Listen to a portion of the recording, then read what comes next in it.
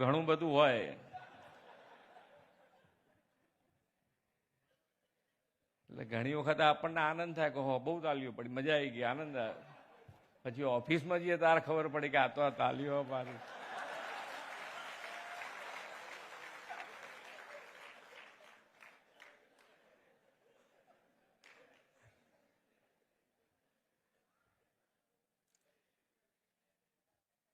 ધીમે ધીમે ધારાસભ્યો બધા શીખતા જાય ને, રોજ જોડે બધા બે એટલે શીખીએ જાય ને.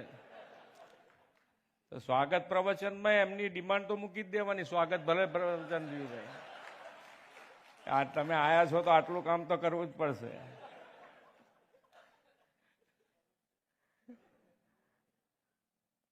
પણ આપણા માટે તો આનંદની વાત છે કે આપણા પ્રતિનિધિ કોઈ પણ હોય અને એ પ્રજા માટે ગમે તે ક્ષણે પણ એમનામાં મગજમાં હોય કે મારી પ્રજાજનોને ક્યાં મુશ્કેલી છે ને એ દૂર કરવા માટે એ હંમેશા તૈયાર રહે અને એનો ફાયદો તમારા સુધી અમે જેટલો બને એટલો ઝડપથી પહોંચાડી શકીએ, એ અમારા માટે આનંદની વાત છે.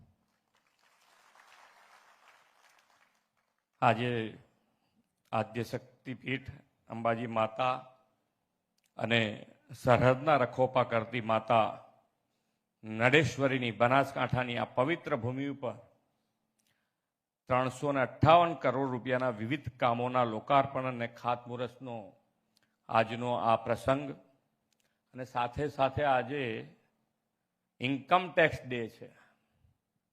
એટલે આપણે બધાને તો મગજમાં ના બેસે કે ભાઈ ઇન્કમ ટેક્સ એટલે આપણે કોઈ એને લેવા દેવા, આપણે તો ખેડૂત માણસ છે એટલે ઇન્કમ ટેક્સ ભરવાનો તો અત્યારે તો લગભગ ઘણા બધા ખેડૂતો ઇન્કમ ટેક્સ ભરતા થઈ ગયા છે. કેટલા જણ ભરે છે ઇન્કમ ટેક્સ?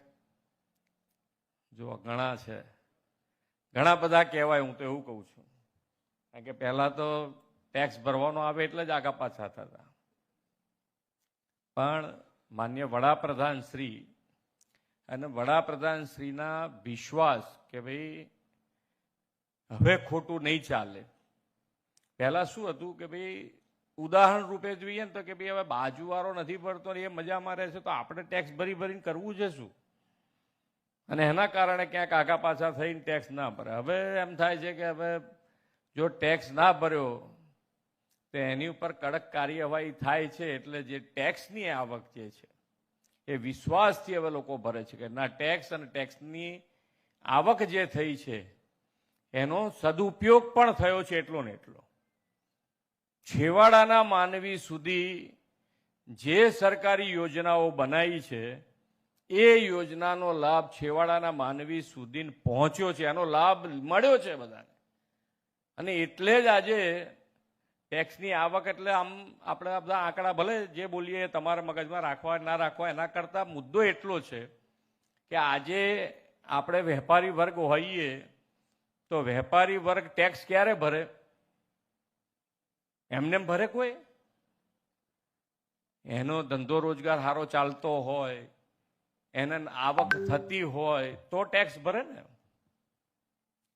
એટલે જે પ્રમાણે ટેક્સની ઇન્કમ થઈ છે એ લગભગ 1 મહિનામાં 2 લાખ કરોડ રૂપિયા જેટલી આંબી છે. 2 લાખ કરોડ. જીએસટીની વાત કરું, ઇન્કમ ટેક્સની વાત નથી કરતો. હવે 2 લાખ કરોડ રૂપિયા આવક થઈ એટલે આપણને આનંદ છે એનો વાતનો.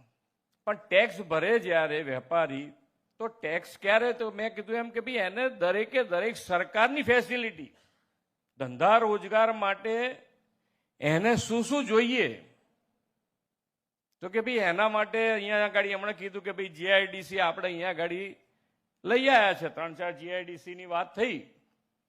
તો જીઆઈડીસી અને જીઆઈડીસીની અંદર તમારે ધંધો કરવો હોય તો ધંધા માટે ત્યાં આગળ રોડ રસ્તા જોઈશે, ત્યાં પાણીની વ્યવસ્થા જોઈશે, ત્યાં ઇલેક્ટ્રિકની વ્યવસ્થા જોઈશે. આ બધી જ વ્યવસ્થા જો મળી રહે તો ધંધા રોજગાર સારા ત્યાં આગળ સ્થપાય અને એ ધંધા રોજગાર સારા ચાલે ત્યારે તમે ટેક્સ ભરો. આખી ચેન છે, એમને થોડું કોઈ ભરે છે. બધી જ ફેસિલિટી જ્યારે મળે ત્યારે એ ટેક્સ ભરાય.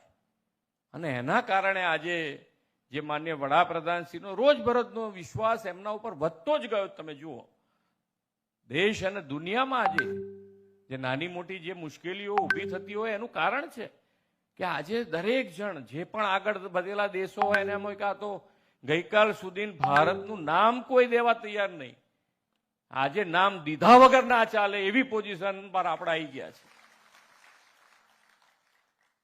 વડાપ્રધાન શ્રીને આપણને બધાને ગૌરવ થાય એ સ્ટેજે આપણો દેશ પહોંચી ગયો. નહીં તો આપણને બધાને એક વખત એવું હતું કે આપણા દેશનું થશે શું, કેમનું થશે, ક્યાં થશે, કેવી રીતે થશે. આજે આપણને બધાને થશે કે ના આપણો દેશ બી બીજા બધા દેશની જેમ જ આગળ વધી શકાય એવું છે. અને એ પ્રમાણે આપણે બધા જોઈ રહ્યા છેક સુધી. તમે આજે તમારી પાસે જે પણ તમારા અત્યારે દીકરા દીકરી નાના હોય કે મોટા જે કોલેજમાં ભણતા હોય તો જુઓ એમની પાસે ફોન કયા છે. તમારી પાસે કદાચ ચલાવે કારણ કે આપણા સ્વભાવ છે, જૂનવાણી સ્વભાવ આપણો હોય ને તો આપણે બહુ ખર્ચા ના કરીએ.